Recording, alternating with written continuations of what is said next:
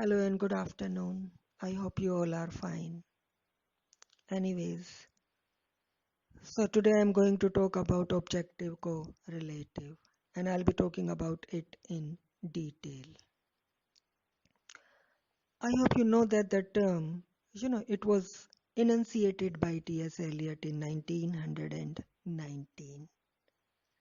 But at the time of its enunciation, it evoked criticism from different critics. I mean, a number of critics objected to this term, right?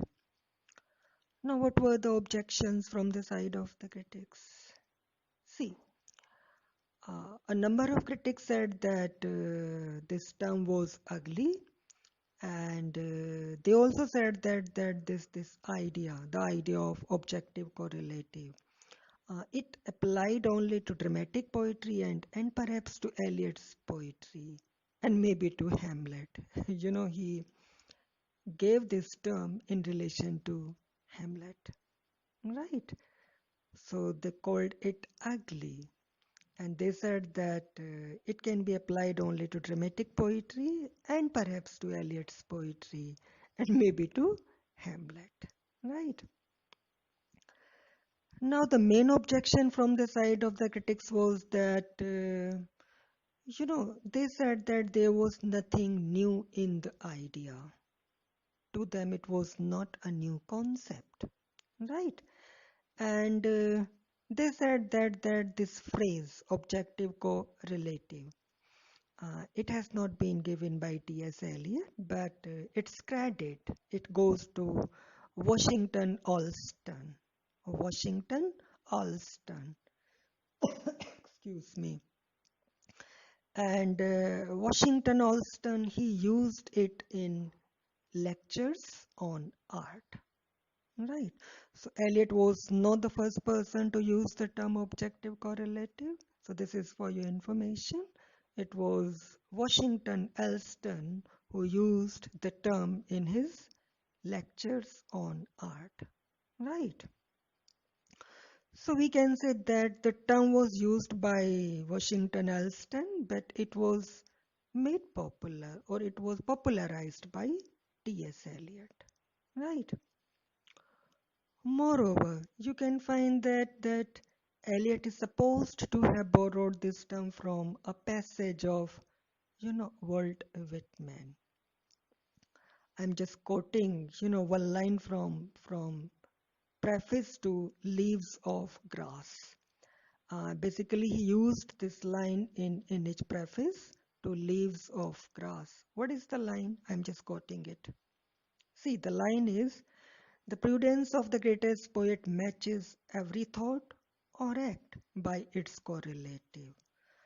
So this line used by Whitman in its preface to Leaves of Grass. So a number of critics feel that Eliot got the idea of objective correlative from this particular line, right?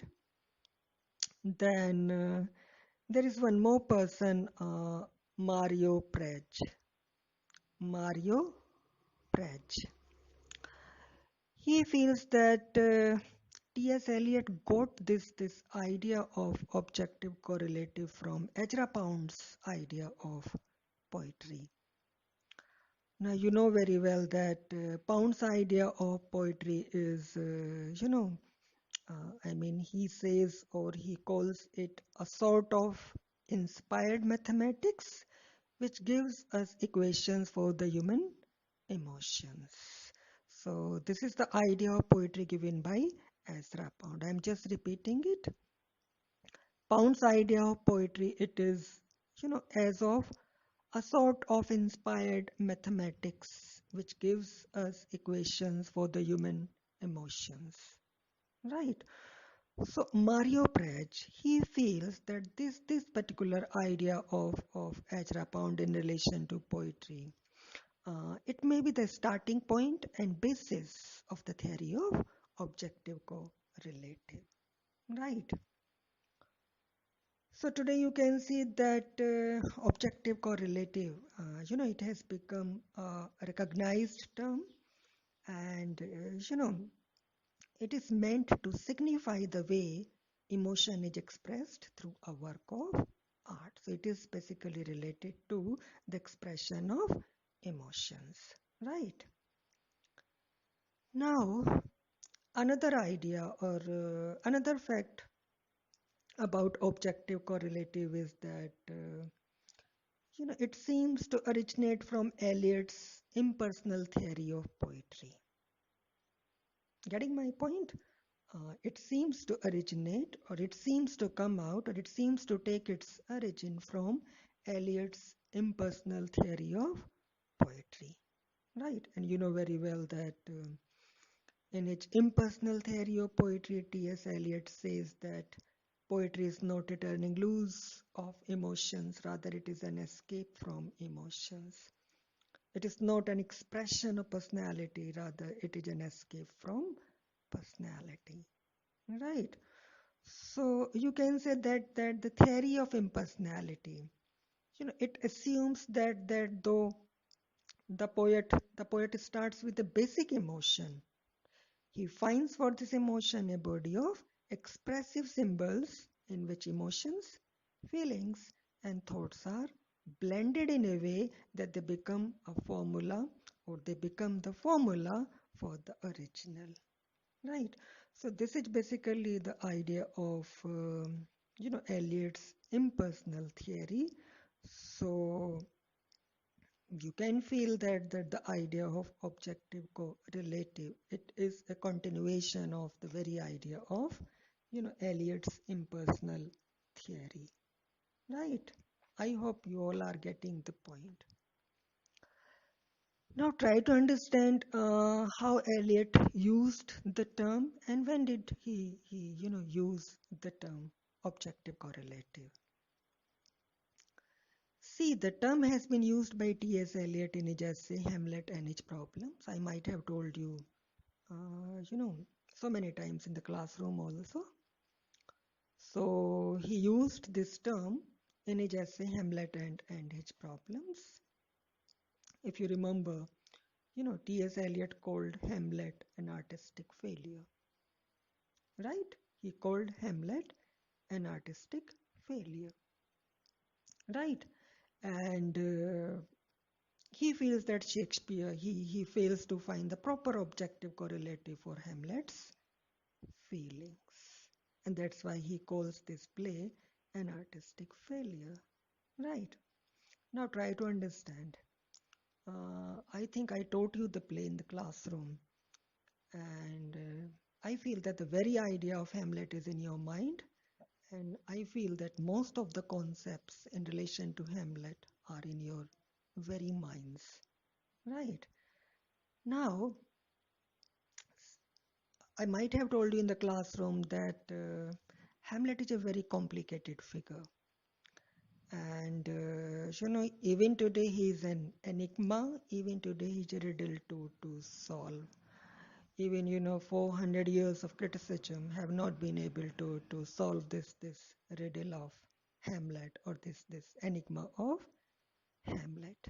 Hamlet is in you, he is in me, he is in every person. So Hamlet is a tortured personality, but he's the only figure in the whole range of literature with whom you can identify absolutely. Absolutely. I think there are only two characters in English literature with whom you can identify yourself absolutely.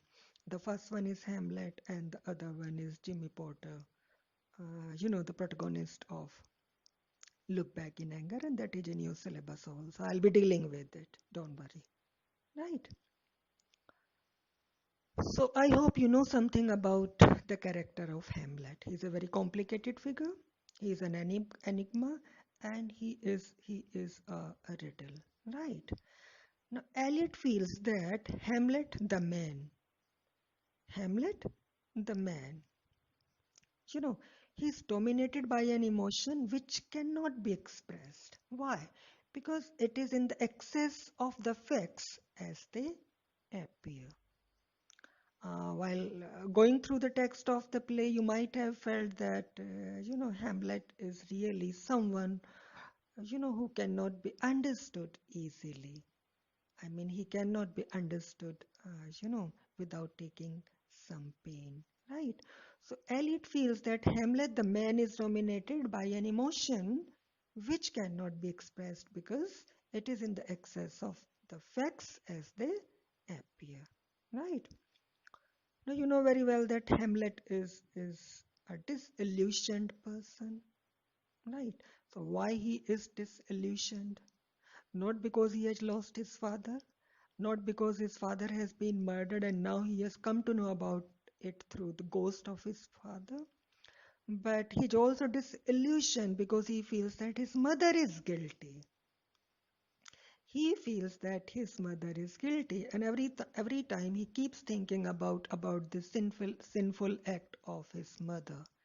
In his eyes, this is the most sinful act, you know, from the side of his mother, and he feels that she is the most pernicious lady, she is the most wicked lady, she is the most shameless lady who has married for the second time in order to satisfy her instinctual gratification, right? So the fact is that Hamlet is disillusioned because he feels that his mother is guilty. But my dear students, the problem is that Gertrude does not feel, you know, that she is guilty. Getting my point? So Hamlet feels that his mother is guilty. He feels that she has committed a crime by marrying for the second time. But Gertrude, she does not feel herself to be guilty. She is not aware of this feeling, right? She feels that whatever she is doing is for the sake of the welfare of Denmark, right?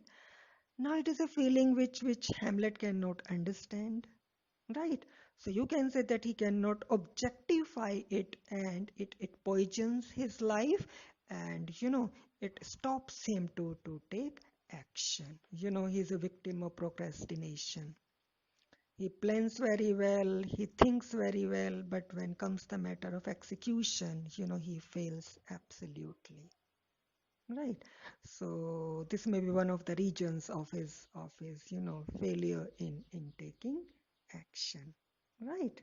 So applying the idea of Ernest Jones, you know, I might have taught you about Ernest Jones also, in relation to, you know, Oedipus complex in Hamlet. So if we apply the idea of Ernest Jones on Hamlet, that time also we find that, you know, Hamlet delays because he's a victim of Oedipus complex, right? Though there have been a number of reasons for this procrastination, but you know, one reason has been given by Ernest Jones, and Ernest Jones feels that Hamlet delays in taking the revenge of his father's murder just because he's a victim of Oedipus complex. Right. So here also we find that the suppressed sexual feelings that Hamlet has for his mother, you know, Gertrude is absolutely unaware of such feelings. Getting my point? If we say that Hamlet delays because he's a victim of Oedipus complex, it means he had some sexually suppressed feelings in his bosom for his mother, right? But the problem is that Gertrude is not having such types of such types of feelings. She's absolutely unaware of such feelings. Getting my point? So Gertrude has no feelings like that for Hamlet. Is that clear? So here also you just can say that you know, I mean, this is a kind of artistic failure. Why? Because here also Shakespeare fails to find the proper objective correlative for Hamlet's feelings. So the feelings that we find in the heart of Hamlet, they are missing in the very bosom of Gertrude. Number one, Hamlet feels that his mother is guilty, but Gertrude, you know, she never feels that.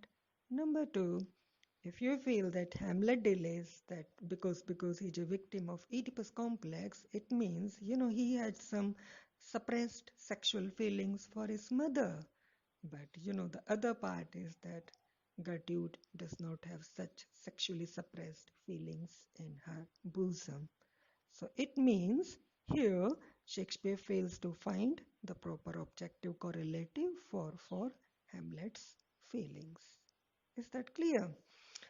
So this is in relation to Hamlet. Is that clear? I think I mean this very idea in the place.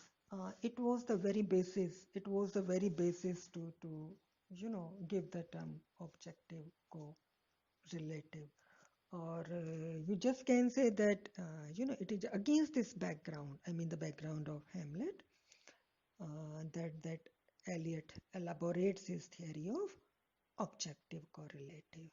Right. Now, hello and good afternoon. I hope you all are fine. Anyways,